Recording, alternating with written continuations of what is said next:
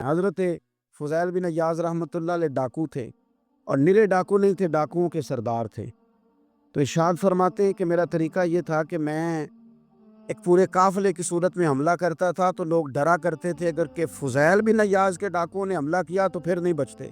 ایک دن گزر رہا تھا تو ایک قاری صاحب آیت پڑھ رہے تھے، لا تقنطوا من رحمت اللہ، اللہ کی رحمت سے کبھی نا امید نہ ہونا، ان اللہ یغفر الذنوب جمیعا، بے شک وہ سارے ہی گناہ معاف کر دے گا۔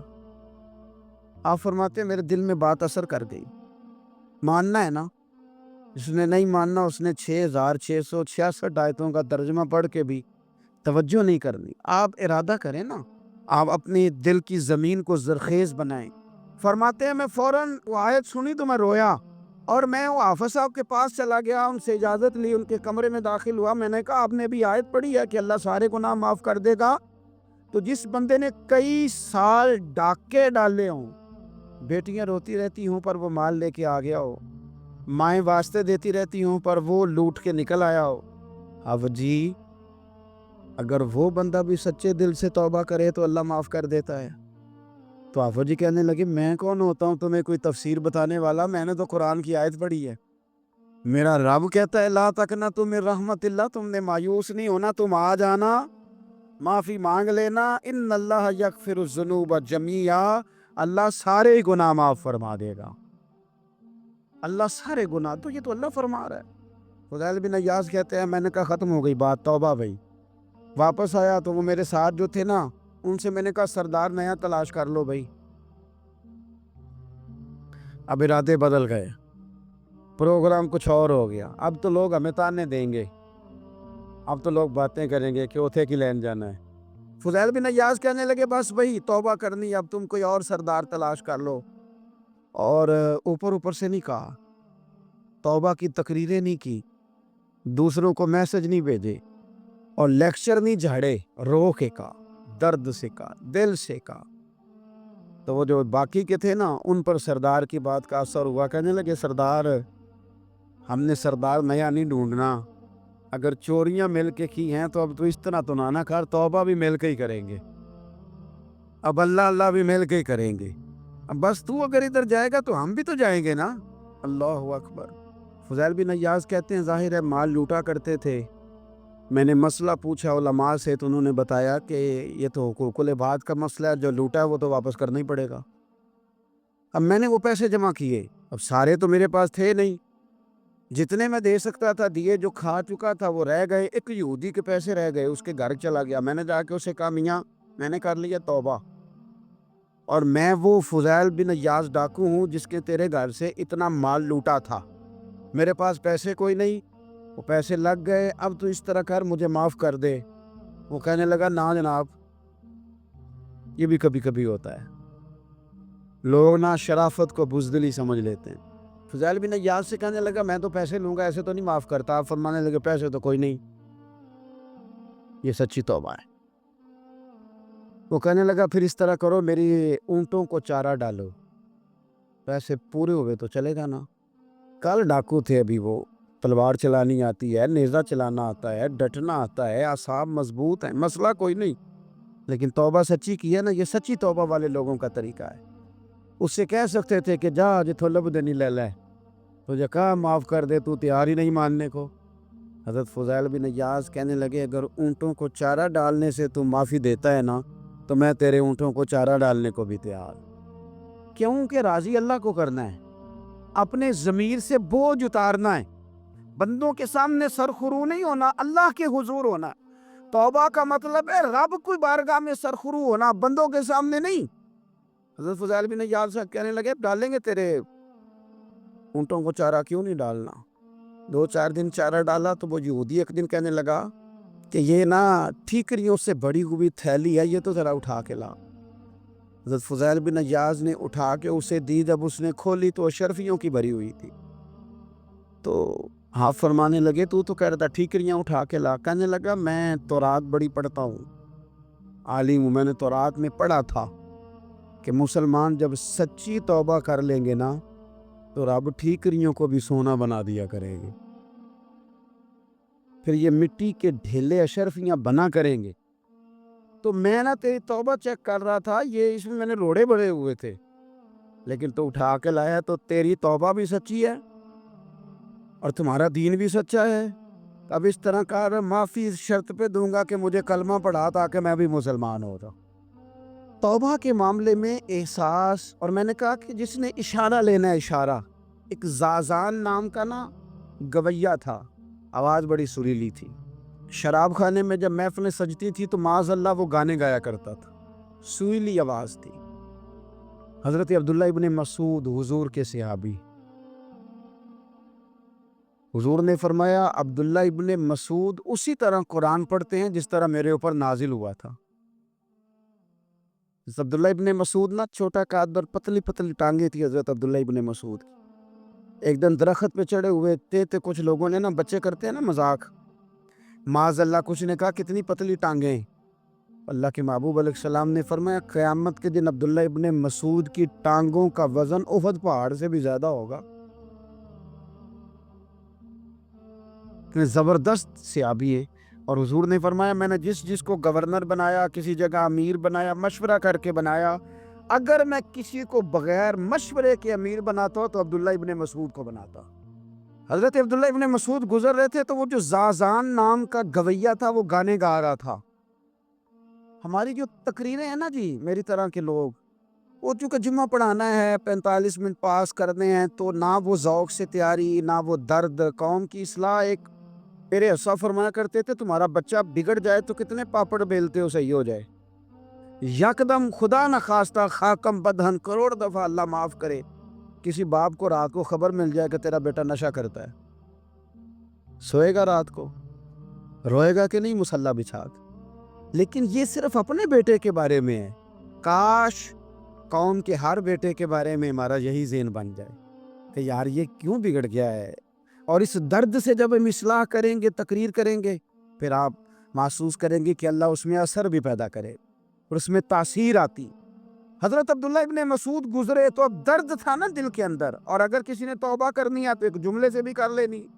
آپ گزرے, سریلی آواز کانوں میں آئی, کھڑے ہو کے کہنے لگے کون ہے؟ کہ جناب زازان نام کا گویا ہے. مصطفیٰ کریم کے شانوں والے غلام کی زبان سے لفظ نکلے, کتنی سونی آواز ہے, کاش یہ قرآن پاک کی تلاوت کرتا. اللہ اکبر, کاش کوئی ایسا ہو تو صحیح جو ہمیں کہے کہ کاش یار تو قرآن پڑھتا, کتنی سونی آواز ہے, کاش تو نعت پڑھتا. کوئی کہے تو صحیح, کوئی کہتا ہی نہیں, کوئی کہتا ہی نہیں کتنا سونا چہرہ ہے, کاش اس پہ داڑھی ہوتی. کوئی کہتا ہی نہیں میری ملت کے جوانوں. سینکڑوں لوگ ہیں. ایک بچہ مجھے ایک دفعہ ملا لاہور میں, تو میرے گلے رکھ کے اس طرح رویا جس طرح کو بچھڑا ہوا روتا ہے. انہیں لگا پیر صاحب مر جان لگے ہیں, کوئی ساڑی اصلاح ہی نہیں کردا, کھوب گئے گناہ میں, کوئی باں ہی نہیں پھڑدا. کوئی ملے تو صحیح جو ہمارے دکھوں کا مداوع کرے. کوئی نہیں, اپنی اپنی نفسا نفسی, کوئی بات بتانے والا ہی نہیں. میں اکثر دوستوں سے کہتا ہوں کہ بڑے شوق سے سن رہا تھا زمانہ, تو ہم ہی سو گئے داستان کہتے کہتے. لوگوں کا دل کرتا ہے ان کی اصلاح ہو جائے, پر کوئی درد والا ہو, کوئی ایسی بات ہو تو تب ہے نا جی. ہائے ہائے.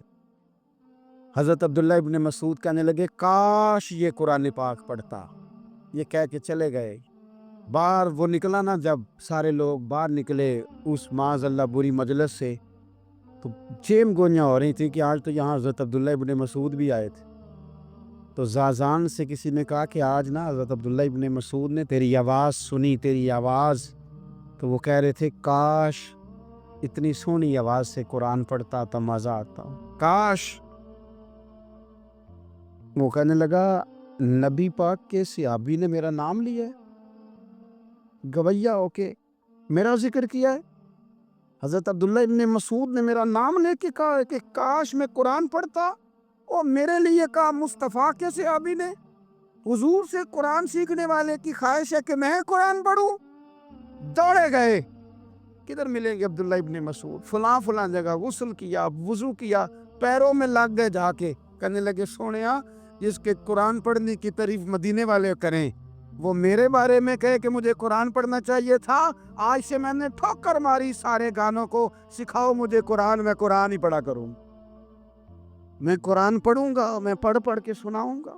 لوگ میری زبان سے اللہ کے کلام کی تلاوت سنا کریں گے. کوئی بیٹھا ہوا مجھے دور دعا دیتا ہے, میں ڈوبتا ہوں سمندر اچھال دیتا ہے. کوئی تو ہو نا جو کہے, کوئی تو. فرمانے لگے بس ہو گئی حضور, آپ دیکھیں گے میں قرآن ہی پڑھوں گا, میری زبان سے اب اللہ کی کتاب کی تلاوت ہی ہو گئی, طے ہو گئی بات. تو کسی نے نصیحت لینی ہے توبہ کے لیے تو ایک جملہ بھی کافی ہے, ایک جملہ بھی. اور میں نے کہا کہ اگر صرف تقریریں سننی ہیں, واعظ ہی سننے اور ساری زندگی اسی پہ لگانی ہے کہ آج بڑا جملہ کا, آج بڑا مزہ آیا, آج فلانی بات او ہو پہلی دفعہ سنی, کچھ قرضے دے کے جان چھوٹے گی, اس کے بغیر جان نہیں چھوٹتی. اپنی قضا نمازوں کا حساب لگائیں اور ان کو صحیح کر کے ادا کریں. ایک مسئلے میں بڑی دیر سے دوستوں کو اشارے کنایاتاً باتیں کہہ رہا ہوں, پھر کہتا ہوں. میں نے شب برات کو تفصیل سے یہ بات کی تھی, پھر کرتا ہوں. اپنے معاملات کو صاف کریں. لینے دینے کے مسائل میں اپنے آپ کو میں منت کے ساتھ بات کرنے لگا ہوں اپنے دوستوں سے. خدا را کبھی بھی بڑے سے بڑا کام کرنا یا چھوٹے سے چھوٹا کرنا, اس میں سود کا کوئی نقطہ نہ آنے دینا. آپ کا دل سخت کر دے گا, آپ کے آنسو لے جائے گا, کچھ نہیں بچے گا. جس طرح پیشاب کا ایک قطرہ کئی من دودھ کو تباہ کر دیتا ہے, یہ سود آپ کے اصل مال. خدا را یہ میری منت ہے, میری گزارش ہے. میں ان دوستوں کو جانتا ہوں, مجھے لگتا تھا کہ یہ ولایت کا رستہ طے کریں گے, لیکن چلے کچھ جگہ مجبوریاں ہوتی ہیں, کچھ معاملات ہوتے ہیں, لیکن کوئی ایک آدھ نقطہ ایسا آتا ہے بیچ میں, وہ لے جاتا ہے ساری چیزیں. نبی پاک علیہ الصلوۃ والسلام نے فرمایا بندہ بڑا سفر کر کے آتا ہے, بکھرے بال, بری حالت, رو کے دعائیں مانگتا ہے, یا اللہ یا اللہ یا اللہ کہتا ہے, پر اللہ اس کی دعا قبول نہیں کرتا. سونیا آپ کہہ رہے ہیں رحمت للعالمین ہو کے کہ رب قبول نہیں کرتا. تو حضور نے فرمایا اس نے پہنا بھی حرام پیسوں کا, کھایا بھی حرام پیسوں کا, پیا بھی حرام پیسوں کا. جتنی مرضی مانگے پھر مالک اس کی دعاؤں کو مستجاب. ہمارا ایک تو ہے اپنا عمل, ایک ہے توبہ, ایک بات کی اعمال. ہم نے ایک آخری بات یہ آپ سے کرنی ہے کہ ہمارے ذمے جس طرح ہمارے بچوں کی ڈیوٹی ہے نا, بیوی کا نان نفقہ خاوند کے ذمے ہوتا ہے, ماں باپ بوڑھے ہوں تو ان کی ڈیوٹی اولاد کے ذمے, اسی طرح ہم قیامت تک نبی کوئی نہیں آئے گا, دین کی جو ڈیوٹی ہے وہ نبی پاک کی امت نے ادا کر دی. اور اللہ کیا فرماتے ہیں قرآن مجید کی سورہ محمد صلی اللہ تعالی علیہ وسلم, اللہ فرماتے ہیں یا ایھا الذین آمنوا ان تنصروا اللہ ینصرکم, اے ایمان والو اگر تم اللہ کے دین کی مدد کرو گے تو اللہ تمہاری مدد کرے گا. وَيُثَبِّتْ أَقْدَامَكُمْ, اور اللہ تمہارے قدموں کو جما دے گا, یعنی تمہیں مضبوط کر دے گا, تم مضبوط سے مضبوط ہوتے جاؤ گے. شرط کیا ہے؟ ان تنصر اللہ, اگر تم اللہ کے دین کی مدد کرو. اپنے مزاجوں میں نا اللہ کی دین کی مدد کا ذوق پیدا کریں. وَالَّذِي أَرْسَلَ رَسُولَهُ بِالْهُدَىٰ وَدِينِ الْحَقِّ لِيُظْهِرَهُ عَلَى الدِّينِ كُلِّهِ. میں پوری دنیا کے مسلمان حکمرانوں کو یہ بتانا چاہتا ہوں کہ یہ جو میرے نبی پاک کا دین ہے نا, یہ دبنے نہیں آیا, یہ غالب ہونے کے لیے آیا ہے. اور اسلام کی فطرت میں قدرت نے لچک دی ہے, اتنا ہی یہ ابھرے گا جتنا کہ دبا دو گے. کیا سمجھتے ہیں اسرائیل کے گنڈے کہ وہ مسجد اقصیٰ میں نمازیوں کو تنگ کر کے تو وہ کہیں گے کہ ہمیں پوچھنے والا کوئی نہیں. اسلام کی فطرت میں قدرت نے لچک دی ہے, اتنا ہی یہ ابھرے گا جتنا کہ دبا دو گے. بانجھ نہ سمجھا جائے اس امت کو. بس یہ جو مسلمان حکمران ہیں یہ اتنی بات سمجھ لیں کہ تم جب ان یہودیوں سے کافروں سے معاہدے کرتے ہو تو تمہیں تو کچھ خیال نہیں آتا, تم تو صرف دنیا داری دیکھ کے چلتے ہو. کاش بال بچہ دیکھتے ہوئے, مال دیکھتے ہوئے, ملک اور زمین دیکھتے ہوئے تم ایک دفعہ اللہ کا دین بھی دیکھو. یہ تمہاری ذمہ داری ہے, یہ نبی پاک نے ڈیوٹی لگائی ہے. اپنا اپنا کردار ہمیشہ دین کے لیے پیش کریں, اپنا اپنا کردار. وہ ضروری نہیں کہ چندے کی صورت میں ہی ہو. آپ کسی بے نمازی کو نماز کا مشورہ دیں, آپ نے دین کی خدمت کی. آپ نے ماں باپ کے نافرمان کو فرما برداری کا مشورہ دیا تو آپ نے دین کی خدمت کی. اگر آپ نے کسی بندے کو کہا یار تیرا قرآن پاک ٹھیک نہیں، چل قاری صاحب کے پاس، تیرا تلفظ ٹھیک ہونا چاہیے، کو آدھا گھنٹہ نکال کے سیکھ لے، یہ لفظ کہنے سے ہی آپ نے دین کی خدمت کی۔ میرے نبی پاک صلی اللہ تعالی علیہ وسلم نے فرمایا ایک جملہ بول کے جو دین کی دعوت دے گا، ایک ایک جملے پہ اللہ 1,000 سال کی عبادت کا ثواب دے گا۔